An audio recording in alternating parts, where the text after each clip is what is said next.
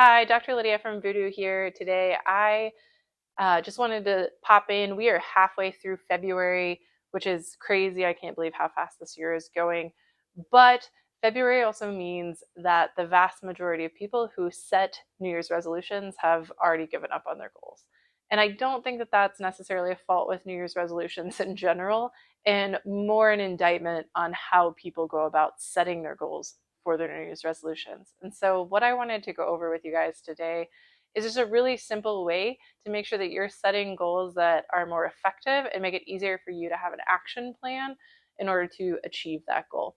And so we are going to use this nice little acronym here, SMART, to help you set SMART goals. So we'll go over each one. S in SMART stands for specific. So this is the number one thing that I notice immediately when I talk to people about what their New Year's resolutions are, or goals in general. It doesn't necessarily need to be New Year's resolutions. They're not very specific really in what their goal is going to be. So they'll say like, oh, I want to lose weight, or I want to exercise more. And those are both fantastic things. There's nothing wrong with those, but they're not specific enough into how exactly they want to make a change or what exactly they're going for. So there's a big difference between losing 100 pounds and losing 20 pounds. There's a big difference between a person who already works out and just wants to add an extra workout session per week, or somebody who has never worked out before and is trying to implement a new program. And so I want people to set specific goals. I want them to say something like, I want to work out 3 times per week for 30 minutes per session. Or I want them to say something like, I want to lose 15 pounds. And that's step one, is just make your goal more specific, less generic. The M in SMART stands for measurable, and this plays back a little bit into the specificity. So when we make our goal specific, the reason we're making that specific is so that we can measure progress towards that goal. If you just say, I want to lose weight, congratulations, you have achieved it when you have lost 1 pound because you've lost weight. If you just want to say, I wanted to work out more, and you've never worked out before in your life, and you do one workout, even if it was 30 seconds long, congratulations, you've achieved your goal. And that is usually not enough to satisfy people. And so we want to make sure that that goal is measurable. We have a way to do that, and we set a specific goal based off of that measurement. And so weight's an easy one. You step on the scale, you weigh yourself, you see how much weight you've lost.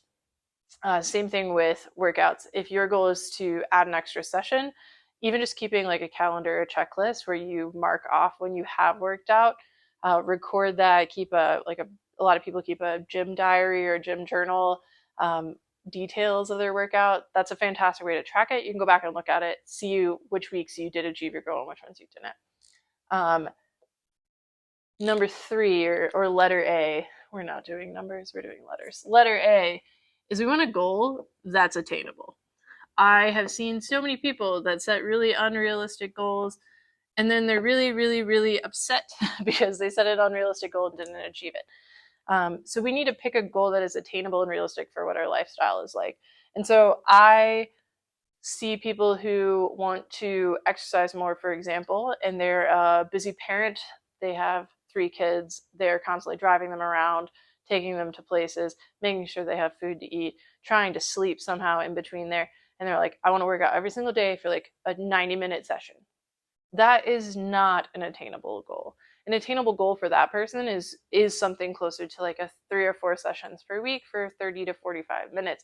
That is something that they could realistically fit into their schedule. Same thing goes for like the weight loss example. Setting a goal of 100 pounds of weight loss is not necessarily not attainable, but it's a really long-term goal for most people. And so we want to set a goal that's attainable in like a relatively short term time period so that we are seeing progress and getting to celebrate our achievements.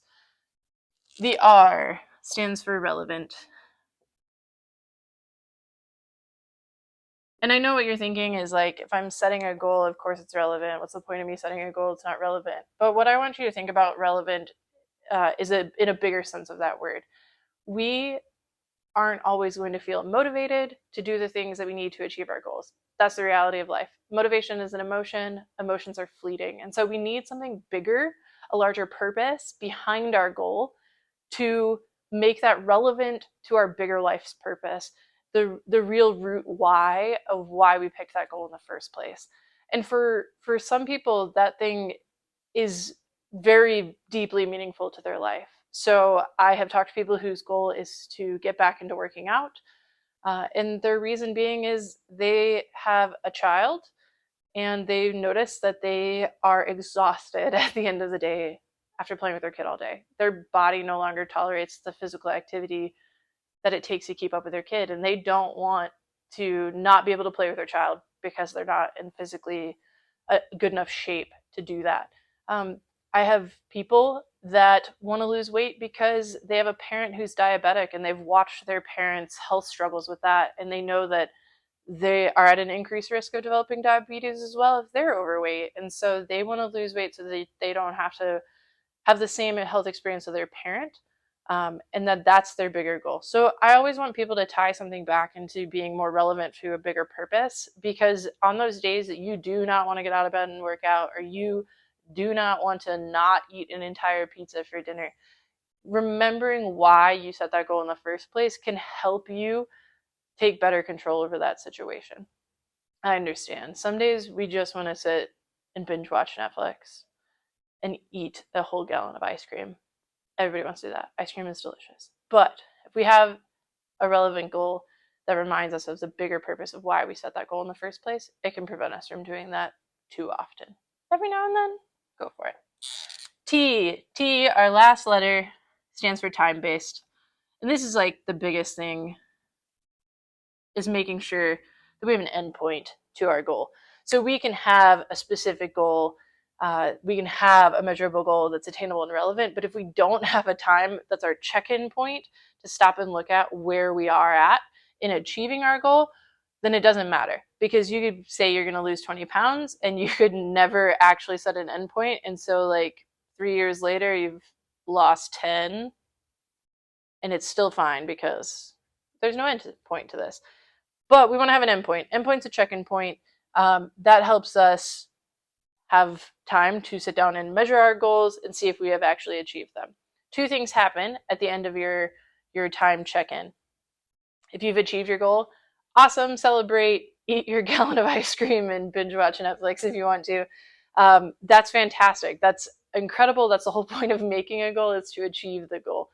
But that also means we have the opportunity to set a new goal. We can set a more aggressive goal. We can go further, and that we will go right back into the SMART goal and make a new one that just progresses things further along that path. Or it could be completely different. If we haven't achieved, that's a time when a lot of people get really frustrated and they just want to give up, scrap the goal. This is impossible.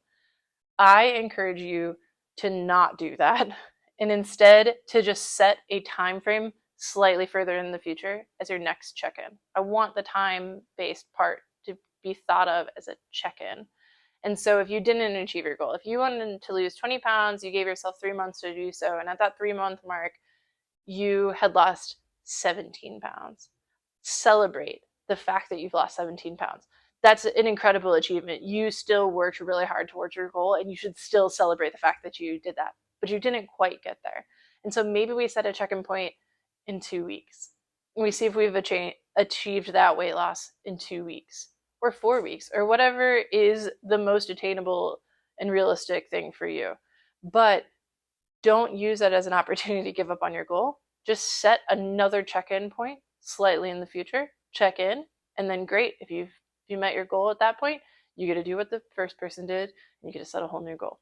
And so this SMART framework can just help us set more effective goals. Once we have more effective goals, we can actually have a game plan to meet them.